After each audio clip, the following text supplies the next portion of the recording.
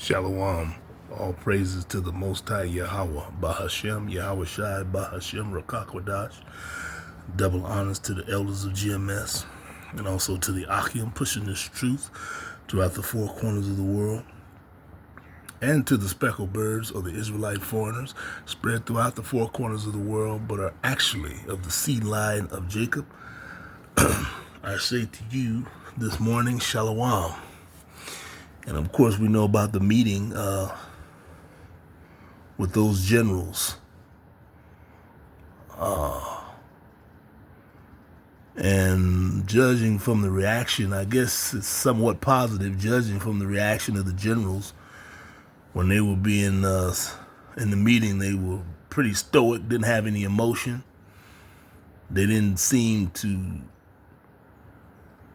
applaud or act favorably toward what the president was saying and that other person that was in the room with him, briefing him.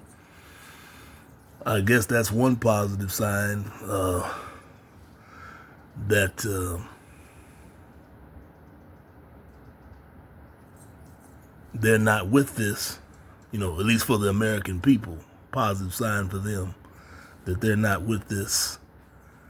And,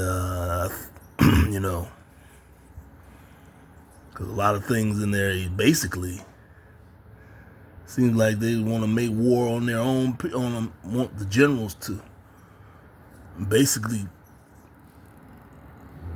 help them, make war on your own people. He was talking about how to treat the enemies and how merciless they're going to treat the enemies, not only abroad, but the ones domestic, whoever is perceived to be an enemy. That necessarily doesn't mean you're an enemy.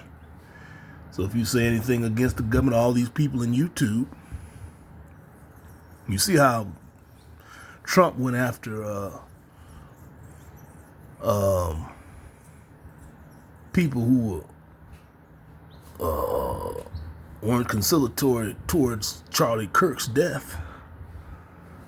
Taking Jimmy Kimmel off, and he's back on. But yeah, so if you're not in congruence with their will, you're deemed an enemy.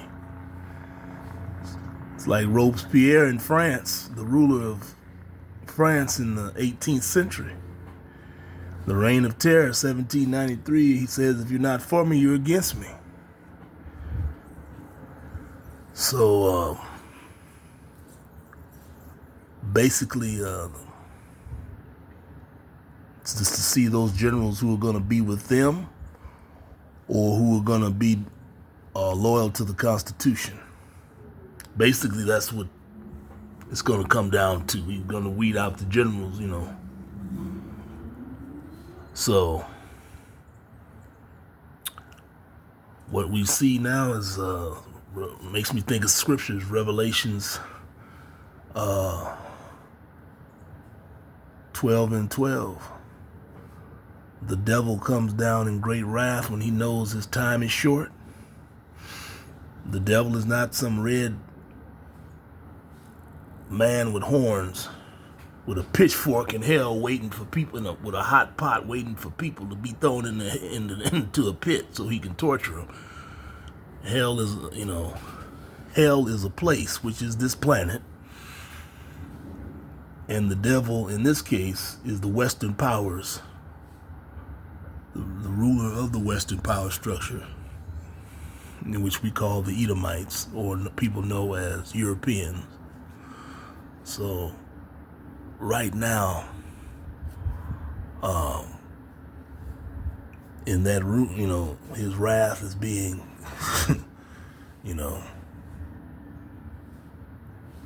he's being felt, basically, with the ICE agents snatching up people. Basically it's going to turn into, the ICE agents are going to be doing checkpoint. Basically, he wants to start checkpoints. It makes me think of another scripture. 2nd Ezra chapter 15, verse 16. There will be sedition amongst men. You will not be able to go from one place to another. Remember that scripture? Yeah. You only have a little certain vicinity where you can go, and you're going to have ID to prove where you go, And to get everybody on one accord, it's going to be Revelations 13 and 16, the digital. Both small and great, rich and poor, free or bond, take a mark in their forehead and in their hand.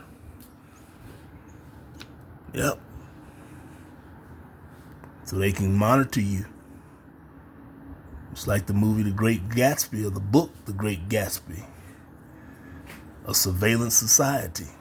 That book was written years ago. So it was 1984. People reading that book back then said, wow, that's going to be something that's going to happen 1,000 years from now. That's going to be in my lifetime. And that stuff is here now. It's amazing. But that's all I have right now. Until next time, shalom.